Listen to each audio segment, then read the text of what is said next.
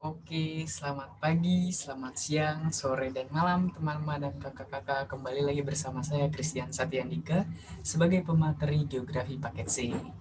Nah, hari ini kita akan membahas dua subbab, yaitu mengenai interpretasi SIG dan negara baju serta berkembang. Nah, siapa yang akan kita bahas? Atau yang pokok-pokok bahasan yang akan kita bahas, yaitu yang pertama ada peta dan citra, dan pemanfaatannya. Kedua, ada mengenal SIG. Ketiga, negara maju dan berkembang. Empat, ada kerjasama bilateral dan multilateral. Yang kelima, ada strategi Indonesia menjadi negara maju. Oke, berlanjut ke topik selanjutnya. Sebentar ya. Gimana nih kabar teman-teman? Terbaik kan? Oke.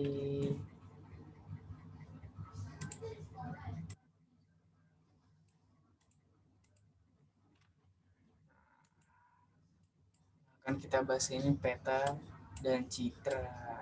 Oke, sebelum kita beranjak lebih jauh, kita harus paham dulu nih pengertian-pengertian peta dan citra. Nah, peta itu adalah atau suatu gambaran atau representasi unsur-unsur kenampakan abstrak yang dipilih dari permukaan bumi atau benda angkasa digambar, biasanya juga digambar pada bidang datar nih kalau peta ya kan. Sedangkan kalau yang bulat itu yang menyerupai bumi disebut globe. Globe.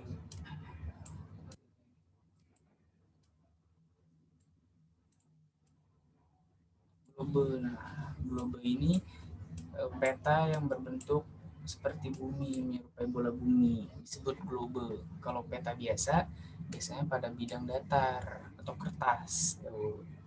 Nah, citra sendiri itu artinya merupakan hasil perekaman penginderaan jauh, dapat berupa foto atau non foto yang diperoleh melalui wahana pesawat terbang, terus juga balon udara, helikopter, gelombang. Nah, ini hasil dari citra nih. Citra kita bisa melihat hasilnya berupa perekaman penginderaan jauh, menganalisis titik-titik yang ada di sini rawan kemacetan atau apa. Nah, itu memudahkan nih, helikopter bisa, gelombang bisa, balon udara bisa, sama satu lagi yang paling terkenal yaitu drone namanya. Nih, kalau nggak tahu drone nih, nih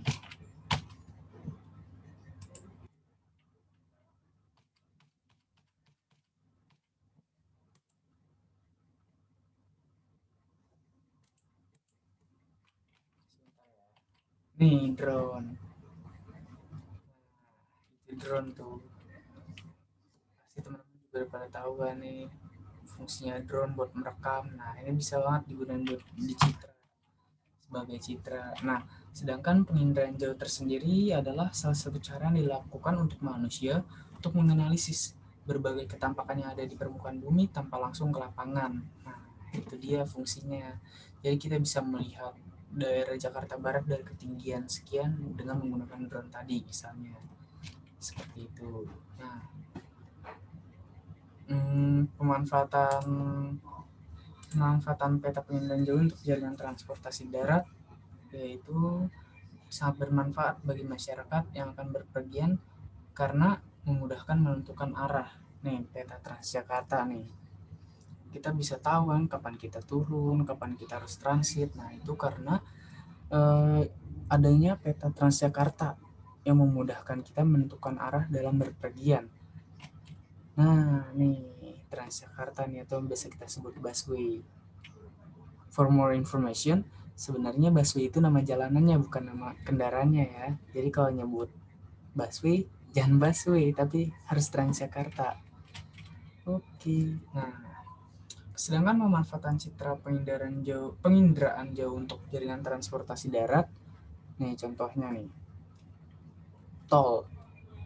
Dan di jalan tol. Jalan tol merupakan salah satu sistem jaringan transportasi. Masih banyak lagi nih, contohnya rel kereta api, jaringan angkutan sungai dan danau. Nah, dalam pembangunan jaringan transportasi darat, peta dan penginderaan jauh sangat bermanfaat untuk perencanaan jaringan jalan atau rekayasa lalu lintas atau juga bisa sebagai alternatif. Alternatif. Nggak bisa pakai ini nih, jadi jelek tulisannya. Alternatif, biar ingat aja nih. Oke, selanjutnya yaitu kita akan membahas pemanfaatan cita dan peta pada transportasi laut. Nah, sedangkan di transportasi laut kita dapat informasi tentang jalur transportasi laut yang ada di Indonesia. Nah, maka kita akan mengetahui bahwa kita akan bersandar dulu Jakarta dan Semarang nih. Ini peta dari Padang ke Surabaya misalnya. Kita jadi tahu nih akan bersandar dulu Jakarta dan Semarang. Terus dari peta tersebut dapat dilihat adanya garis merah yang menghubungkan antara Padang ke Surabaya. Nah, tanpa berhenti jika menggunakan transportasi laut atau biasa kita kenal dengan ini dia kapal. Jadi kita bisa paham nih kapan kita berhentinya dulu, transitnya dulu, nggak bisa ke sini kah atau harus ke transit Kalimantan dulu, begitu teman-teman. Sedangkan pemanfaatan citra pengindaran jauh untuk transportasi laut yaitu sebagai contohnya nih, mengidentifikasikan kedalaman laut, terus juga informasi mengenai pasang surut air laut, gelombang air laut, kedalaman air laut, arah arus laut. Nah, itu semua sangat penting nih. Biasanya yang kontrol-kontrol di bagian laut itu namanya oceanografi, ilmu mempelajari dunia kelautan.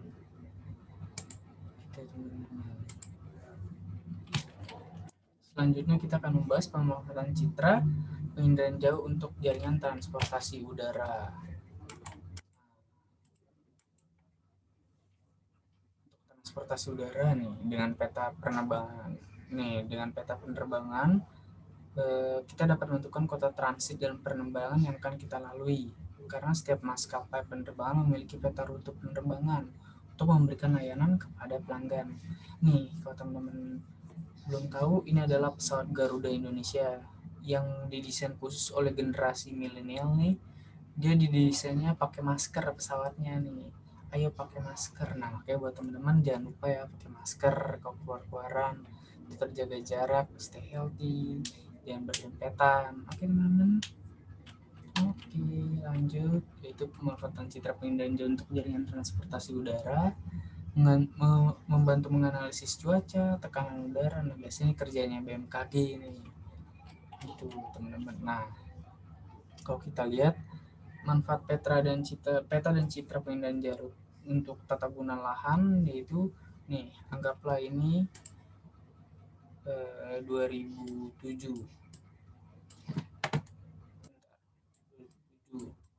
Nah, ini Pulau Kalimantan nih. Ini 2010. Ini 2013. Ini 2019. Nah, dari yang tadinya penuh kehijauan terus jadi berkurang lagi di sini-sininya, terus berkurang lagi, makin berkurang lagi. Nah, ini semua kita kontrol dari menggunakan penginderaan jarak jauh. Nah, eh, karena penggunaan yang selalu berkembang menyebabkan perubahan penggunaan lahan yang mengakibatkan alih fungsi lahan. Kerjanya manusia nih sebagai upaya memenuhi kebutuhan hidupnya, padahal alam kan juga perlu dilestarikan ya kan. Jadi itulah fungsinya manusia dan alam harus seimbang. Itu teman-teman. Apa sih SIG itu? Nah, SIG itu adalah salah satu menurut ahli nih, beberapa definisi para ahli, sistem komputer yang digunakan untuk memasukkan, menyimpan, memeriksa, mengintegrasi, memanipulasi, menganalisa, dan menampilkan data-data yang berhubungan dengan posisi permukaan bumi. Ya teman-teman. Nah, analisis menggunakan SIG bisa dengan analisis SDA seperti mengetahui persebaran berbagai sumber daya alam, minyak bumi, batu bara, emas, dan besi. Terus analisis pariwisata seperti menganalisis daerah unggulan untuk pariwisata, yaitu meliputi proses masukan data, terus juga pengolahan data. Nah, analisis kesehatan lingkungan juga bisa dengan SIG nih. Contohnya penyebaran limbah pabrik yang ada di wilayah industri sangat mempengaruhi kesehatan lingkungan. Dampaknya ditimbulkan berupa menurunnya kualitas lingkungan. Nah, kali ini kita akan masuk ke negara maju dan negara berkembang.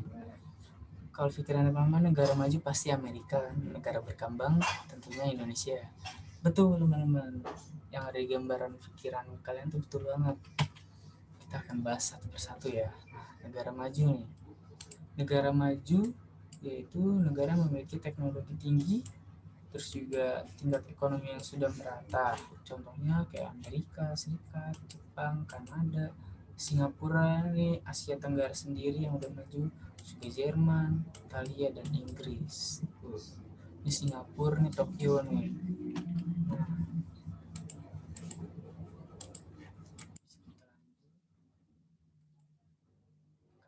karakteristik negara maju yang pertama, memiliki pendapatan per kapita yang tinggi, keamanan sudah terjamin seperti tidak ada perang lagi, terus juga kesehatan terjamin, semua mutu dan kualitasnya ada, terus juga kecilnya angka pengangguran karena di sana sudah pandai berwirausaha dan punya lapangan kerja sendiri. Iptek berkembang pesat, nih teknologi mereka sudah maju dan ekspor lebih banyak. Perbedaan ekspor yaitu barang kita dikirim keluar, sedangkan impor itu barang dari luar dikirim ke kita. Ingat ya teman-teman, ya karakteristik negara maju. Sedangkan negara berkembang itu ya, negara berkembang itu negara yang tingkat kesejahteraannya masih dalam taraf menengah atau sedang berkembang. Contoh negaranya Indonesia. Nah, Cina nih, Cina itu berkembang karena apa? Ntar akan kita bahas di slide selanjutnya. Terus India, Brazil, dan negara-negara Asia Tenggara lainnya. Ini masih pada berkembang nih, berkembang, kecuali si Singapura ini. Oke.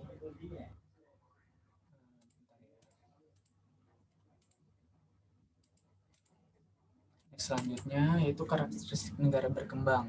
Karakteristik negara berkembang itu ada pendapatan per tahun yang cenderung rendah, terus juga keamanan tidak terjamin, masih ada perang-perang seperti Myanmar yang sekarang, ada kudeta-kudeta, terus kesehatan juga minim, belum adanya fasilitas yang memadai, banyak pengangguran. Nah, yang ini nih yang kelima, perkembangan penduduk tidak terkendali seperti Cina, makanya Cina digolongkan sebagai negara berkembang bukan negara maju, padahal ekonomi dia kan menduduki teratas kan. Nah itu dia, impor juga lebih banyak nih ke Indonesia nih, padahal kita garam melimpah tapi garam masih impor kan. Nah itu dia teman-teman, makanya kita masuk ke dalam negara berkembang.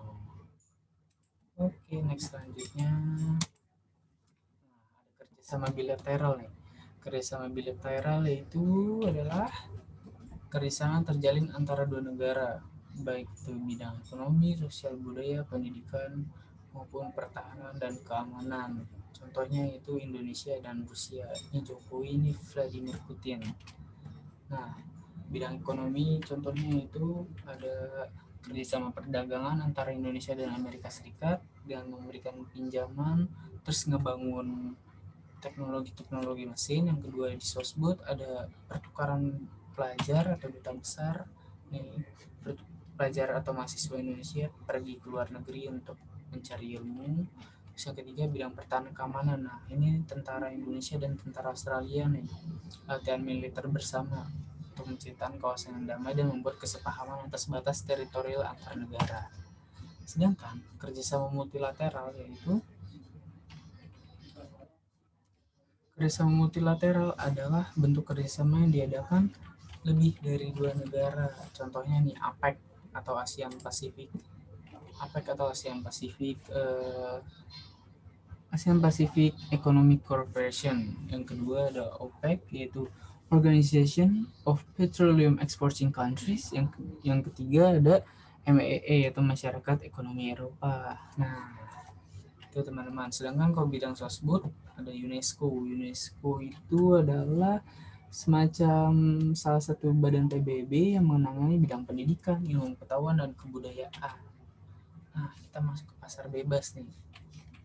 Pasar bebas itu adanya akibat dari globalisasi menjadi pintu masuknya berbagai produk yang memiliki daya komparatif dan daya kompetitif yang tangguh. Sikap konsumtif penduduk di negara berkembang lebih memilih membeli produk negara maju karena beberapa alasan, yaitu kualitas produk lokal belum sebaik produk asing lebih mudah didapatkan, terus adanya prestisi kebanggaan jika menggunakan produk asing, terus harga produk asing jauh lebih murah. Nah, dampak positif dan negatif dari pasar bebas. Yang kedua, yang pertama ada meningkatnya daya saing Indonesia ke Indonesia, terus peluang terbukanya investasi dari luar negeri itu peluang, terus yang ketiga peluang ekspor, dan yang keempat peningkatan keuangan negara. Sedangkan dampak negatifnya kita jadi ketergantungan nih sama negara maju, terus produk dalam negeri akan kalah, dan dengan datangnya produk luar negeri itu persaingan antar negara. Yang keempat pola konsumtif meningkat tuh karena kita sering-sering beli barang dari luar. Jadi itu dia dampak positif dan negatifnya teman-teman. Nah, potensi Indonesia untuk menjadi negara maju sangat besar nih. Kalau kalian ingat pelajaran sejarahnya ada kerajaan Majapahit.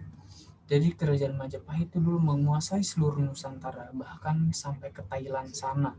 Nah, mengingat kejayaan pada masa lampau, untuk kita kembalikan lagi mewujudkan kejayaan negara Indonesia saat ini perlu ada strategi. Strategi Indonesia untuk menjadi negara maju yaitu sebagai berikut. Diperhatikan itu teman-teman. Yang pertama ada yang meningkatkan kualitas sumber daya manusia dengan mewajibkan belajar 12 tahun. Yang kedua mendorong peningkatan iptek dan inovasi untuk menciptakan produktivitas ekonomi. Yang ketiga mengolah dan mengelola sumber daya alam. Yang keempat menggunakan produk-produk dalam negeri. Itu ya teman-teman harus diingat. Yang keempat ini adalah poin-poin penting untuk mewujudkan Indonesia menjadi negara maju yang akan kita canangkan atau kita targetkan di 2045. Seperti teknologi ini yang kedua ya kan, penting banget nih, teknologi harus kita kembangkan terus juga wajib belajar kayak teman-teman yang punya semangat untuk mengejar paket C ini bagus banget nih untuk menyongsong kemajuan negara yang masa mendatang, menggunakan produk-produk dalam negeri ya kan, produk-produk batik cangkring, terus juga pengembangan teknologi, mengelola sumber daya alam dan mengelola sumber daya manusia. Nah, terima kasih teman-teman. Jika ada pertanyaan langsung saja ya ke WA saya. Tetap semangat. Spasi bubble soy.